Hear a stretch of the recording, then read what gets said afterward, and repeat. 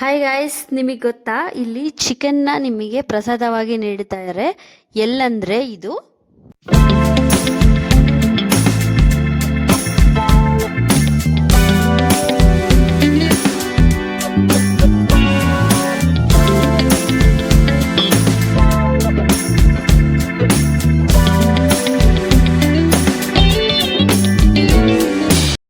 Hi guys, welcome back to our YouTube channel travel with Khushi. ನಾವಿವತ್ತು ಚೋಟಾಡ್ ಬೀಚಿಂದ ಮುಗಿಸ್ಕೊಂಡು ಮಡೈಕಾವು ಶ್ರೀ ಭಗವತಿ ಟೆಂಪಲ್ಗೆ ಹೋಗ್ತಾ ಇದ್ದೀವಿ. ಇನ್ನೂ ಯಾರಾದರೂ ನನ್ನ ಚಾನಲ್ ಸಬ್ಸ್ಕ್ರೈಬ್ ಮಾಡ್ಕೊಂಡಿಲ್ಲ ಅಂದರೆ ದಯವಿಟ್ಟು ಸಬ್ಸ್ಕ್ರೈಬ್ ಮಾಡ್ಕೊಂಡು ನೋಡಿ. ನಾವು ಇವಾಗ ಟೆಂಪಲ್ಗೆ ಹೋಗೋದಕ್ಕಿಂತ ಮುಂಚೆ ಶ್ರೀ ಮಡೈಕಾವು ಭಗವತಿ ಟೆಂಪಲ್ದು ಒಂದು ರಿಯಲ್ ಸ್ಟೋರಿ ತಿಳ್ಕೊಳ್ಳೋಣ. ಇಲ್ಲಿ ಒಂದು ಕಳ್ಳ ನೈಟು ಒಂದು 10 o'clock ಮೇಲೆ ಅಲ್ಲಿ ಕಳ್ತನ ಮಾಡೋಕ್ಕಂತ ಹೋಗ್ತಾನೆ. ಅಲ್ಲಿ ಕಳ್ತನ ಮಾಡ್ತಾ ಇದ್ರೆ ನೈಟ್ ಫುಲ್ಲು ಅಲ್ಲಿ ಒಬ್ಬರಾದ್ಮೇಲೆ ಒಬ್ಬರು ಪೂಜೆ ಮಾಡ್ತಾನೇ ಇರ್ತಾರೆ. ಆವಾಗ ಇದೇನು ಹಿಂಗೆ ಪೂಜೆ ಮಾಡ್ತಾನೇ ಇದ್ದಾರಲ್ಲ ಅಂತ ಹೇಳ್ಬಿಟ್ಟು ಅವರು ವೆಯ್ಟ್ ಮಾಡಿ ಅಲ್ಲೇ ಗೊತ್ತಿಲ್ಲದೆ ನಿದ್ದೆ ಹೋಗ್ಬಿಡ್ತಾನೆ. ಬೆಳಿಗ್ಗೆ ಪೂಜಾರರು ಬಂದ್ಬಿಟ್ಟು ಅಲ್ಲಿ ನೋಡಿ ಅವ್ನು ಇಟ್ಕೊಂಡು ಕೇಳಿದಾಗ ಅವನು ಒಪ್ಕೊತಾನೆ, ನಿಜ ಈ ಥರ ಹಿಂಗಿತ್ತು, ನನಗೆ ಕಳ್ತನ ಮಾಡೋಕ್ಕೆ ಬಂದೆ, ನೈಟ್ ಫುಲ್ ಪೂಜೆ ನಡೀತಾನೆ ಇದೆಯಲ್ಲ, ಅದು ನನಗೆ ಗೊತ್ತಾಗಲಿಲ್ಲ, ಹಂಗೆ ಮಲ್ಕೊಂಡ್ಬಿಟ್ಟೆ ಅಂತ. ಆವಾಗ ಅಲ್ಲಿನ ಜನರು ಹೇಳ್ತಾರೆ, ಈ ಥರ ನೈಟು 8 o'clock ಆದಮೇಲೆ ಇಲ್ಲಿ ಯಾರೂ ಸಂಚಾರ ಮಾಡಲ್ಲ, ಯಾಕಂದರೆ ದೇವತೆಗಳು ಬಂದು ಇಲ್ಲಿ ದೇವಿಗೆ ಪೂಜೆ ಸಲ್ಲಿಸಿ ಇಲ್ಲಿಂದ ಹೋಗ್ತಾರೆ ಅಂತ ಹೇಳ್ಬಿಟ್ಟು. ಅದು ಇಲ್ಲಿನ ರಿಯಲ್ ಸ್ಟೋರಿ. ಅದು ತಿಳ್ಕೊಂಡಿದ್ದಾದಮೇಲೆ ಅಲ್ಲಿ ಭಗವತಿ ಟೆಂಪಲ್ಗೆ ಆ ಕಳ್ಳ ಭಕ್ತ ಆಗ್ತಾನೆ. ಅದು ಇಲ್ಲಿನ ವಿಶೇಷತೆ. ಈ ಕ್ಷೇತ್ರದಲ್ಲಿ ಏನೇನು ಪೂಜೆ ನಡೀತಿದೆ, ಏನೇನು ವಿಶೇಷತೆ ಇದೆ ಅಂತ ಅಲ್ಲಿ ಟೆಂಪಲ್ಗೆ ಹೋಗಾದ್ಮೇಲೆ ನಾನು ನಿಮಗೆ ತಿಳಿಸ್ಕೊಡ್ತೀನಿ. ಟೆಂಪಲ್ ವ್ಯೂ ನೋಡಿಕೊಂಡು ಆಮೇಲೆ ಅಲ್ಲಿ ಎಂಜಾಯ್ ಮಾಡಿ ಅಲ್ಲಿ ಏನೇನಿದೆ ನಾನು ಎಕ್ಸ್ಪ್ಲೈನ್ ಮಾಡ್ತೀನಿ ನಿಮಗೆ. ಅಲ್ಲಿ ಒಂದು 1/2 kilometer ಹಿಂದೆನೇ ನಾವು ಏನು ವೆಹಿಕಲಲ್ಲಿ ಹೋಗಿರ್ತೀವಿ ಅಲ್ಲಿ ಪಾರ್ಕ್ ಮಾಡಿ ನೆಡ್ಕೊಂಡು ಹೋಗ್ಬೇಕು. ಒಳಗಡೆ ಯಾವುದೇ ಕಾರಣಕ್ಕೂ ಯಾವುದು ವೆಹಿಕಲ್ ಬಿಡಲ್ಲ. ನಾವು ನೆಡ್ಕೊಂಡು ಹೋದ್ವಿ ಅಲ್ಲಿಂದ ಒಂದು 1/2 kilometer. ನೋಡಿ, ಶತ್ರು ಸಂಹಾರಕ್ಕೆ ಟಿಕೆಟ್ ತಗೊಂಡಿದ್ದೀವಿ. ಇದು 6:30 ಇಂದ ಸ್ಟಾರ್ಟ್ ಆಗುತ್ತೆ. ಇಲ್ಲಿಗೂ ಸೇಮ್ ಕೊಟ್ಟಿರೋರ್ ತರ ಫಾರ್ಮಲ್ಸ್ ಅಲ್ಲಿ ಬರ್ಬೇಕು. ಇದೇರಾದ್ರೆ ಸೀರೆ, ಇದಾದ್ರೆ ಪಂಚೆ ಉಟ್ಕೊಂಡ್ ಬರ್ಬೇಕು. ಇದು ಏನು ಪೂಜೆ ಮಾಡಿಸ್ತಿದ್ದೀನಿ ಅಂದ್ರೆ ಶತ್ರು ನಮ್ ಸುತ್ತಮುತ್ತನೇ ಇರ್ತಾರೆ, ಅದಕ್ಕೆ ಪೂಜೆ ಮಾಡಿಸ್ತಾ ಇದ್ದೀನಿ.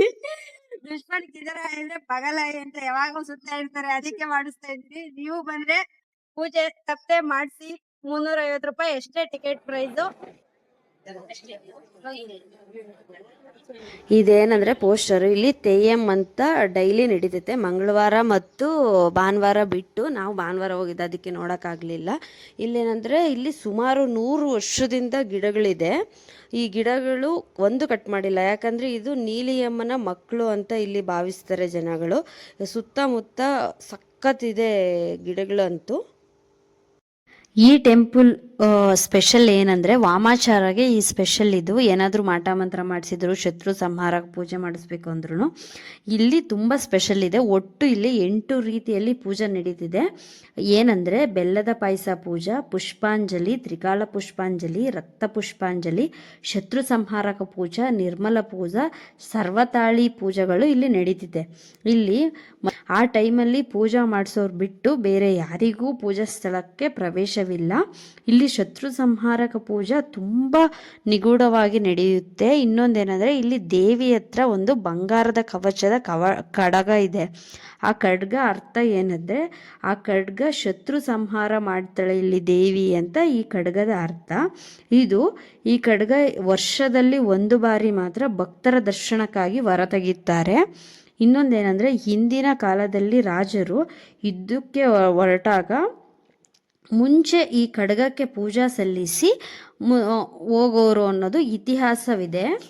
ಇನ್ನೊಂದೇನೆಂದರೆ ಇಲ್ಲಿಗೆ ಹೋಗಿರೋ ಭಕ್ತಾದಿಗಳು ಸಮೀಪದಲ್ಲಿ ಇರುವ ಶಿವನ ದೇವಸ್ಥಾನಕ್ಕೆ ಹೋಗಿ ಬರಬೇಕು, ಆವಾಗ ಪುಣ್ಯ ಸಲ್ಲುತ್ತದೆ ಅಂತ ಇಲ್ಲಿನ ಜನರ ಅಚಾಲದ ನಂಬಿಕೆ ಇದೆ. ಇನ್ನೊಂದೇನೆಂದರೆ ರಾತ್ರಿ 8 ಗಂಟೆ ನಂತರ ಪಾರ್ವತೀ ದೇವಿಯು ರುದ್ರಕಾಳಿ ರೂಪದಲ್ಲಿ ಈ ದೇವಸ್ಥಾನದಲ್ಲಿ ಸಂಚಾರ ಮಾಡ್ತಾರೆ ಅಂತ ಅರ್ಥ. ಅಂದರೆ 8 ಗಂಟೆ ನಂತರ ಯಾರಿಗೂ ಇಲ್ಲಿ ಪ್ರದಕ್ಷಿಣೆಗೆ ಅವಕಾಶ ನೀಡೋದಿಲ್ಲ. ಅದಲ್ಲದೆ ಇಲ್ಲಿ ಶತ್ರು ಸಂಹಾರಕ ಪೂಜೆ ಮಾಡಿಸಿರೋ ಭಕ್ತಾದಿಗಳಿಗೆ ಮಾಂಸಾಹಾರಿಗಳಾಗಿದ್ದರೆ ಮಾಂಸ ಪ್ರಸಾದ ಮತ್ತು ಸಸ್ಯಾಹಾರಿಗಳಾಗಿದ್ದರೆ ಬೇಯಿಸಿದ ಹೆಸರುಕಾಳು ಹಾಗೂ ಬೆಲ್ಲದಿಂದ ತಯಾರು ಮಾಡಿರೋ ಪ್ರಸಾದ ನೀಡಲಾಗುತ್ತದೆ. ಈ ಸನ್ನಿಧಿಯಲ್ಲಿ ಪ್ರತಿ ವರ್ಷ ದೀಪಾವಳಿ ಮತ್ತು ನವರಾತ್ರಿ, ಓಣಂ, ಗುರುವಾಯೂರು ಏಕಾದಶಿ, ಕಾರ್ತಿಕೋತ್ಸವ ಇನ್ನು ಮುಂತಾದ ಹಬ್ಬಗಳನ್ನು ಹಿತವಂತಾಗಿ ಆಚರಿಸ್ತಾರೆ. ಈ ಪುಣ್ಯಕ್ಷೇತ್ರವು ಕೇರಳದ ಕಣ್ಣೂರು ಜಿಲ್ಲೆಯಲ್ಲಿ ಮಡೈಕಾವು ಅನ್ನೋ ಪ್ರದೇಶದಲ್ಲಿ ಇದ್ದು ಕಣ್ಣೂರಿಂದ 24 ಕಿಲೋಮೀಟರು ಮತ್ತು ಮಂಗಳೂರಿನಿಂದ 120 ಕಿಲೋಮೀಟರ್ ಇದೆ. ಈ ಪುಣ್ಯಕ್ಷೇತ್ರ ನೆಲೆಸಿದ್ದ ಭಗವತಿ ಅಮ್ಮನವರು ನಿತ್ಯ ಬೆಳಿಗ್ಗೆ 8:30ರಿಂದ ಮಧ್ಯಾಹ್ನ 11:30ವರೆಗೂ ಮತ್ತು ಸಂಜೆ 5:30ರಿಂದ ರಾತ್ರಿ 7:30ವರೆಗೂ ದರ್ಶನ ಮಾಡ್ಬೋದು. ಇದು ಈ ದೇವಸ್ಥಾನದ ವಿಶೇಷತೆ. ಇನ್ನೊಂದೇನೆಂದರೆ ನೋಡಿ, ನನಗೂ ಪ್ರಸಾದ ಸಿಕ್ಕಿದೆ. ನಾನು ಪೂಜೆ ಮಾಡಿಸಿದ್ನಲ್ಲ, 350 ರುಪೀಸ್ ಆಯಿತು. ನನಗೆ ಮಾಂಸದ ಪ್ರಸಾದ ಸಿಕ್ಕಿದೆ. ನನಗಂತೂ ತುಂಬ ಖುಷಿ ಆಗುತ್ತೆ, ಯಾಕಂದರೆ ಎಲ್ಲೂ ಈ ಥರ ನಾನು ನೋಡೇ ಇಲ್ಲ. ಬಟ್ ನನಗೆ ಅಲ್ಲಿ ಪೂಜೆ ಮಾಡಿಸ್ಲೇಬೇಕು ಅಂತ ಹೋಗೋದಕ್ಕಿಂತ ಮುಂಚೆ ಅಂದ್ಕೊಂಡು ಹೋಗಿದ್ದು, ಮಾಡಿಸ್ದೆ. ಇದು ಇವತ್ತಿನ ವಿಶೇಷತೆ. ಈ ದೇವ್ರ ಬಗ್ಗೆ ನಾನೆಲ್ಲ ಎಕ್ಸ್ಪ್ಲೈನ್ ಮಾಡಿದ್ದೀನಿ ಅಂತ ಅಂದ್ಕೊತಿದ್ದೀನಿ. ಯಾರಿಗಾದರೂ ಇನ್ನೂ ಏನಾದರೂ ಬೇರೆ ಬೇರೆ ಟೆಂಪಲ್ದು ಏನಾದರೂ ಮಾಹಿತಿ ಬೇಕು ಅಂದರೆ ದಯವಿಟ್ಟು ಕಮೆಂಟ್ ಮಾಡಿ. ಈ ವಿಡಿಯೋಕ್ಕೆ ಇಷ್ಟೇ. ಮತ್ತೊಂದು ವಿಡಿಯೋದಲ್ಲಿ ಮತ್ತೆ ಸಿಗ್ತೀನಿ. ದಯವಿಟ್ಟು ಇಷ್ಟ ಆಗಿದರೆ ಲೈಕ್ ಮಾಡಿ, ಶೇರ್ ಮಾಡಿ, ಸಬ್ಸ್ಕ್ರೈಬ್ ಮಾಡ್ಕೊಳ್ಳಿ ಗೈಸ್.